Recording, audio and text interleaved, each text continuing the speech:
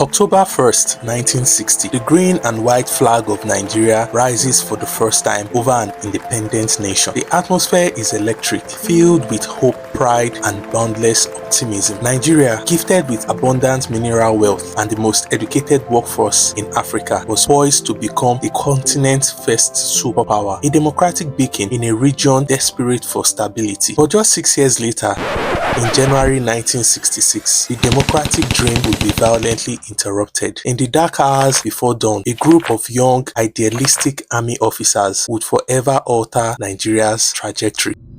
To understand the events of January 1966, we must first understand Nigeria itself, a nation of immense diversity, over 250 ethnic groups with three dominant ones: the Hausa Fulani in the north, Yoruba in the west, and Igbo in the east. The optimism of independence quickly gave way to political reality. Regional tension, accusation of corruption, and electoral violence created powder keg waiting for a spark. By late 1965, the western region was engulfed in chaos. Election rigging had led to violent protests and a complete breakdown of law and order. The military, still a young institution, watched this development with growing concern. 5 army majors spearheaded this attack: Emmanuel Ifeajuna, Chukwuma Nzeogu, Adewale Ademoyega, Don Okafor, and Chris Anufuro, young educated officers who had risen through the ranks during the final years of colonial rule. Major Chukwuma Nzeogu, a charismatic Sandhurst-trained officer, would emerge as the public face of the coup. His comrade, Major Emmanuel Ifeajuna, an Olympic high jumper turned soldier, would coordinate operations in Lagos. In the weeks before January 15, these officers gathered in secret their plan to overthrow what they saw as a corrupt government and install a revolutionary regime that would transform Nigeria. January 14, 1966, 11 Thompson Avenue, Lagos. Brigadier Zachariah Mai Malari hosts a lavish party celebrating his remarriage after his first wife's tragic death. The guest list read like a who's who of Nigeria's military elite: Major General Aguiyi Ironsi, Colonel Col Mohammed, Lieutenant Colonels Yakubu Gowon, Abogo Lagema, Hilary Njoku, and David Ejo.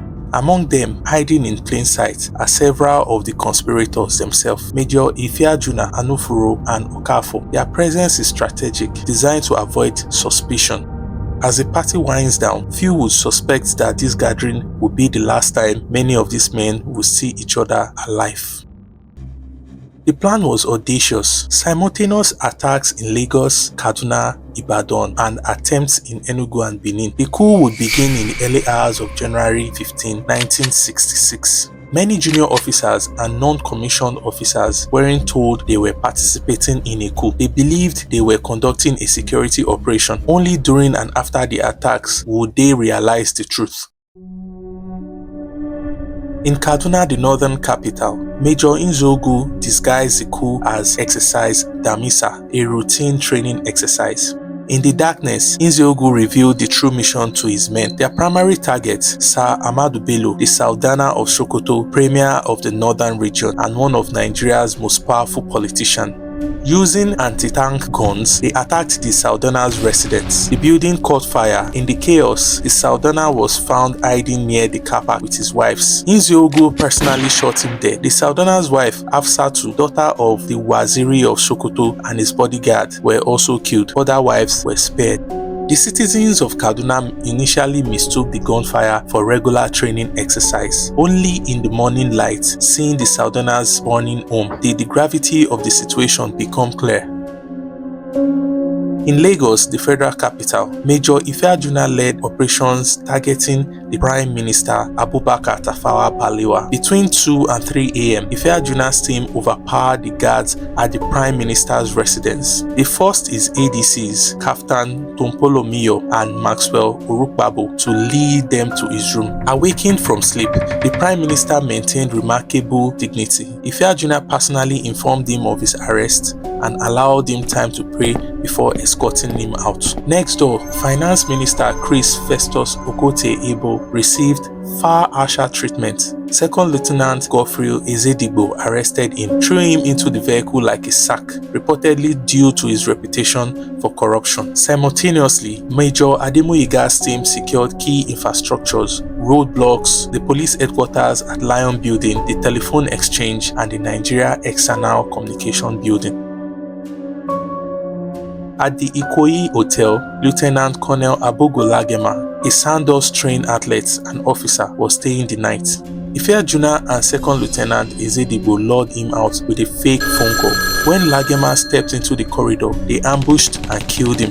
The next morning, Lieutenant Colonel David Ejo checked out of the same hotel, noticing bloodstains and shell casings. His driver delivered the shocking news of what had happened. In Ibadan, the capital of the Western region, Captain Emmanuel Nwobosi led the assault on Chief Samuel Akintola, the Western Premier. Akintola had been warned by his deputy, Chief Remi Fani Kayode, and was prepared. When the soldiers arrived, he refused to surrender. Armed with a shotgun, Akintola engaged in a firefight, wounding Captain Nwobosi and others before being killed. His nephew also died, and family members, including his daughter-in-law and grandson, were wounded. His son Tokunbo, home from Eton in the UK, witnessed the horrific scene, a personal tragedy amid the national upheaval. Major General Johnson Aguiyi-Ironsi, Nigeria's most senior military officer, was also marked for death. Yet, remarkably, he escaped assassination 3 times that night. First, he was absent when plotters arrived at his home. Second, he faced down plotters at the police headquarters. Third, he overcame an armed checkpoint on Kata Bridge manned by Captain Ogbo Orji. Once aware of the coup, Aguiyi-Ironsi acted decisively. He mobilized the federal guards, undermined Major Okafor's command by directly instructing troops to obey only him, and ordered the arrest or execution of the conspirators. The 2nd Battalion at Ikeja became the hub of the coup crush led by Aguiyi-Ironsi, Lieutenant Colonel Gowon, and Lieutenant Colonel Hilary Njoku. Brigadier Mai Malari, host of the previous night's party, was warned by phone just as attackers arrived at his house. He fled into the night, only to run directly into Ifeajuna's car, which was carrying the kidnapped Prime Minister. Recognized immediately, Mai Malari was shot on sight. The Prime Minister witnessed the killing, a moment that would foreshadow his own fate. In Kaduna, Brigadier Ademulegun and his wife were killed in their bedroom by Major Timothy Owuntoegu. When Ademulegun reached for a drawer, possibly for a weapon, both he and his wife were shot dead. Their young children were in the house during the shooting. They were comforted by their housemaid, but they were later moved to Lagos by Madam Victoria Aguiyi-Ironsi, the general's wife. By morning, the coup plotter realized their plan was unraveling. Aguiyi-Ironsi was alive and organizing resistance. Many began to flee or were arrested. In Lagos, troops posted by the coup plotters were dismissed, arrested, or replaced by soldiers loyal to Aguiyi-Ironsi. Lieutenant Colonel Odumegwu Ojukwu, commander of the 5th Battalion in Kano, had refused to support the coup. He disarmed his troops, locked the armory, and hid the keys. With a remarkable display of leadership, Ojukwu briefed the Emir of Kano, Ado Bayero, and they toured the city together, making appeals for calm. He even took the Emir to the barracks for protection. As January 15 progressed, a disturbing question remained. What had happened to the abducted Prime Minister and Finance Minister? The truth would eventually emerge. Both men had been driven to a remote location along Lagos-Abeokuta Expressway and executed. Their bodies were discovered days later, partially buried. Major Chris Anofuru emerged as the most violent among the plotters. He personally killed Lieutenant Colonel Pam and Unegbe, Colonel Kor Mohammed, and Finance Minister Chief Okote Ebo.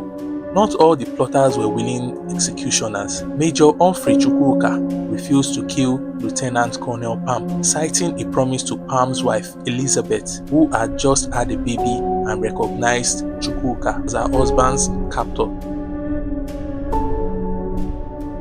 On the afternoon of January 15th, with a full control of Kaduna, Major Nzogu made a radio broadcast declaring martial law in the north. His most famous words targeted Nigeria leadership class. His speech resonated with many ordinary Nigerians frustrated by corruption and political chaos, but it was too late. The coup had already failed in most parts of the country.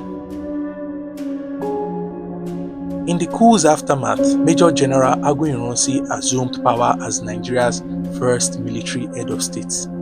The democratic experiment was over just 6 years after independence. The death toll was staggering. The Prime Minister, 2 regional premiers, numerous senior military officers, and various officials, most were Northern Hausa Fulani or Western Yorubas.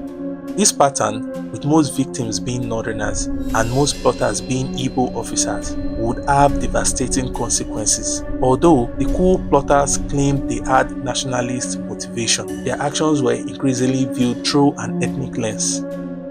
From 1966 to 1999, Nigeria would be mostly under military rule except for a brief democratic period between 1979 and 1983. The January coup set a precedent. Military intervention, once seen as an emergency measure, became normalized. The ethnic tension ignited by the January coup would lead to a counter-coup in July 1966, the persecution of Igbos across Nigeria, and eventually the Nigerian Civil War, a conflict that would claim millions of lives. Since 1999, Nigeria has remained in democracy, the longest continuous democratic period in its history. Despite a turbulent past, most Nigerians still prefer democracy as their system of governance.